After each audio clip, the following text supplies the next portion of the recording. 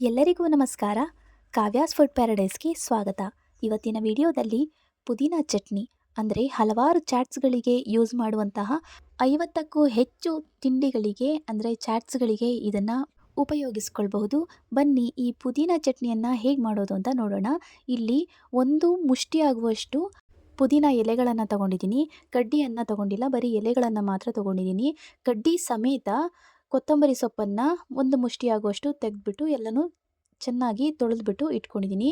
ಹಾಗೆ 1 ಇಂಚಾಗುವಷ್ಟು ಶುಂಠಿ, 5ರಿಂದ 6 ಎಸಳು ಬೆಳ್ಳುಳ್ಳಿ, 1 ಟೀ ಸ್ಪೂನ್ ಆಗುವಷ್ಟು ಕಡಲೆಪಪ್ಪು, 4 ಹಸಿರು ಮೆಣಸಿನಕಾಯಿ, ಹಾಗೆ 1 ಸ್ಪೂನ್ ಆಗುವಷ್ಟು ಜೀರಿಗೆ, 1 ಸ್ಪೂನ್ ಆಗುವಷ್ಟು ಸಕ್ಕರೆ ತೊಗೊಂಡಿದ್ದೀನಿ. ಸಕ್ಕರೆ ಹಾಕಿದ್ರೆ ಸ್ವಲ್ಪ ಟೇಸ್ಟ್ ಚೆನ್ನಾಗಿರುತ್ತೆ ಅಂದ್ಬಿಟ್ಟು ಸಕ್ಕರೆ ತೊಗೊಂಡಿದ್ದೀನಿ. ಹಾಗೆ ರುಚಿಗೆ ತಕ್ಕಷ್ಟು ಉಪ್ಪು.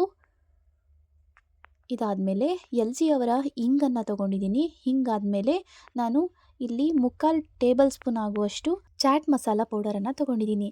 ಇದನ್ನೆಲ್ಲ ನಾವು ಇವಾಗ ಮಿಕ್ಸಿ ಜಾರ್ಗೆ ಹಾಕ್ಕೊಳ್ಬೇಕಾಗತ್ತೆ. ನೋಡಿ, ಈ ರೀತಿ ಎಲೆಗಳನ್ನು ಮಾತ್ರ ನಾನು ಹಾಕ್ಕೊಳ್ತಾ ಇದ್ದೀನಿ. ಕಡ್ಡಿ ಹಾಕ್ಕೊಂಡ್ರೆ ಅದು ಎಳೆ ಎಳೆಯ ಥರ ಬರುತ್ತೆ ಅಂದ್ಬಿಟ್ಟು, ಹಾಗಾಗಿ ನೀವು ಎಳೆದಿತ್ತು ಅಂತಂದರೆ ಕಡ್ಡಿ ಅದನ್ನು ಹಾಕ್ಕೊಳ್ಬೋದು, ಪುದೀನ ಎಲೆಗಳದ್ದು. ಹಾಗೆ ಕೊತ್ತಂಬರಿ ಸೊಪ್ಪು, ಬೆಳ್ಳುಳ್ಳಿ, ಹೀಗೆ ಒಂದೊಂದಾಗಿ ಯಾವುದ್ಯಾವುದು ಇಂಗ್ರೀಡಿಯೆಂಟ್ಸ್ ಇದೆಯೋ ಎಲ್ಲವನ್ನು ಇದಕ್ಕೆ ಹಾಕ್ಕೊಳ್ಳೋಣ. ನೆಕ್ಸ್ಟ್ ಇದಕ್ಕೆ ಶುಂಠಿ ಹಾಕ್ಕೊಳ್ತಾ ಇದ್ದೀನಿ. ಆಮೇಲೆ ಜೀರಿಗೆ ಹಾಕ್ಕೊಳ್ತಾ ಇದ್ದೀನಿ. ಹಸಿರು ಮೆಣಸಿನ್ಕಾಯಿ ನಾನು ಚಿಕ್ಕದಾಗಿರೋದ್ರಿಂದ 4 ತೊಗೊಂಡಿದ್ದೀನಿ. ನೀವು ಖಾರಕ್ಕೆ ತಕ್ಕಂತೆ ಹಾಕ್ಕೊಳ್ಳಿ.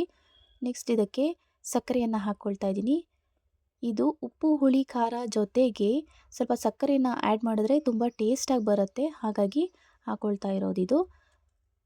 ಉಪ್ಪನ್ನು ಹಾಕ್ಕೊಳ್ತಾ ಇದ್ದೀನಿ, ರುಚಿಗೆ ತಕ್ಕಷ್ಟು ಮಾತ್ರ ಹಾಕ್ಕೊಂಡಿದ್ದೀನಿ ನಾನಿಲ್ಲಿ. ನೆಕ್ಸ್ಟ್ ಇದಕ್ಕೆ ಕಡಲೆಪಪ್ಪನ್ನು ಹಾಕ್ಕೊಳ್ತಾ ಇದ್ದೀನಿ. ಅಂದರೆ ಹುರಿಗಡಲೆಯನ್ನು ಒಂದು ಟೇಬಲ್ ಸ್ಪೂನ್ ಹಾಕ್ಕೊಂಡಿದ್ದೀನಿ. ಇದು ತುಂಬ ಚೆನ್ನಾಗಿರುತ್ತೆ, ಸ್ವಲ್ಪ ಗಟ್ಟಿ ಬರುತ್ತೆ ಅನ್ನೋದಕ್ಕೆ. ನೆಕ್ಸ್ಟ್ ಇದಕ್ಕೆ ಚಾಟ್ ಮಸಾಲ ಪೌಡರನ್ನು ಹಾಕ್ಕೊಂಡಿದ್ದೀನಿ. ಇದಾದಮೇಲೆ ನಾನು ಇದಕ್ಕೆ ಸ್ವಲ್ಪ ಹಿಂಗನ್ನು ಹಾಕ್ಕೊಳ್ತಾ ಇದ್ದೀನಿ. ಹಿಂಗನ್ನು ಹಾಕ್ಕೊಂಡ್ರೆ ನೀವು ಸ್ವಲ್ಪ ದಿವಸ ಇಡಬಹುದು, ಇದನ್ನು ಸ್ಟೋರ್ ಮಾಡಿ ಕೂಡ ಇಡಬಹುದು. ಹಾಗಾಗಿ ಒಂದು 1/4 ಟೀ ಸ್ಪೂನ್ ಆಗುವಷ್ಟು ನಾನಿಲ್ಲಿ ಹಿಂಗ್ ಪುಡಿಯನ್ನು ತಗೊಂಡು ಇದನ್ನೆಲ್ಲವನ್ನು ಈಗ ರುಬ್ಕೊಂಡು ಬರ್ತೀನಿ. ನೋಡಿ, ಈ ರೀತಿ ಸಣ್ಣದಾಗಿ ರುಬ್ಕೊಂಡು ಬಂದಿದ್ದೀನಿ. ಗಟ್ಟಿಯಾಗಿಯೇ ರುಬ್ಬಿದ್ದೀನಿ, ತೆಳು ಮಾಡ್ಕೊಂಡಿಲ್ಲ ನಾನು. ನೀವು ಬೇಕಿದ್ರೆ ತೆಳು ಮಾಡ್ಕೊಳ್ಬಹುದು. ಇದಕ್ಕೆ ನೀವು ಯಾವಾಗ ಚಾಟ್ಸ್ನ ಮಾಡ್ತೀರಿ ಆವಾಗ ನಿಂಬೆ ರಸನ ಹಾಕ್ಕೊಳ್ಳಿ, ತುಂಬ ಚೆನ್ನಾಗಿರುತ್ತೆ. ನೋಡಿದ್ರಲ್ವ ಫ್ರೆಂಡ್ಸ್, 50ಕ್ಕೂ ಹೆಚ್ಚು ಚಾಟ್ಸ್ಗಳಿಗೆ ಉಪಯೋಗಿಸುವಂತಹ ಪುದೀನ ಚಟ್ನಿ ಹೇಗೆ ಮಾಡೋದು ಅಂತ ನೋಡ್ಕೊಂಡ್ವಿ. ಇದೇ ರೀತಿಯಾದ ಸಿಂಪಲ್ ಆಗಿರುವಂತಹ ರುಚಿಯಾಗಿರುವಂತಹ ಅಡುಗೆಗಳಿಗೆ ನನ್ನ ಚಾನಲನ್ನು ಸಬ್ಸ್ಕ್ರೈಬ್ ಮಾಡ್ಕೊಳ್ಳಿ. Thank you.